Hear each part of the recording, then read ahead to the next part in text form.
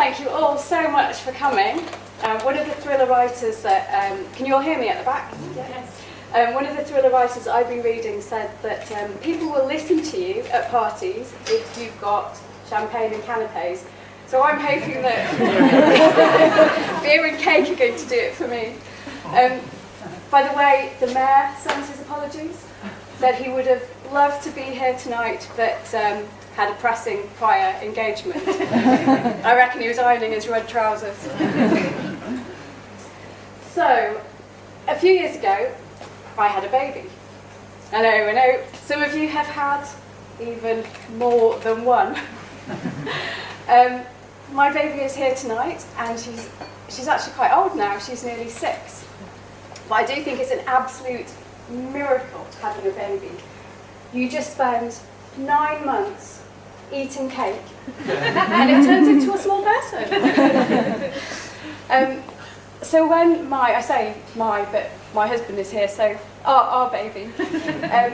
When our baby was little, she would sleep really, really well. But only if she was in a buggy and I was pushing her.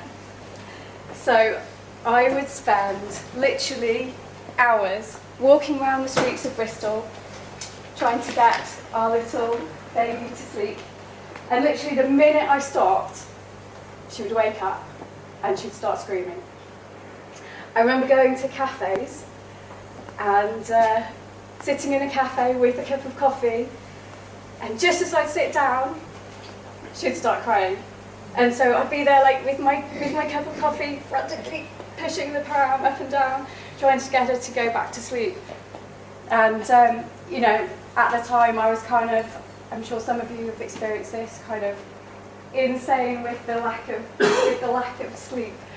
And also it's that thing about, sorry, I am going to talk about the book. That thing about, when you're a first-time mum and you've got a newborn baby and you just don't know what to do. And you just worry all the time. You think, my God, what if she stops breathing? I don't know if any of you have done this, like creep into their bedrooms at night and just check that they're still breathing. So at the time I was quite tired. I felt really anxious, and also I felt really vulnerable and quite isolated. And I think it's got something to do with these long walks through a city with a baby that you are solely responsible for. I remember being at Cabot Circus, 8:30 on a Saturday morning, and it was like the apocalypse had happened. I was kind of expecting the Walking Dead to appear around the corner. So in this frame of mind, and having all these long walks to think, I started imagining, what if there was a character who was vulnerable and isolated and anxious, like I was then, but all the time? And what if they had a girl, and they found out, this mum found out that the girl was being bullied. So she would want to protect her daughter. She would want to do everything in her power to help her daughter. But she might not have the resources. She might not have the kind of the inner resources, but equally she might not have friends and family around to support her. So this mum, she tries to help her daughter, but she makes one tiny, terrible mistake. And it's something that any of us, I can imagine any of us might have done in the heat of the moment, might have made this one mistake. But basically, all hell breaks loose.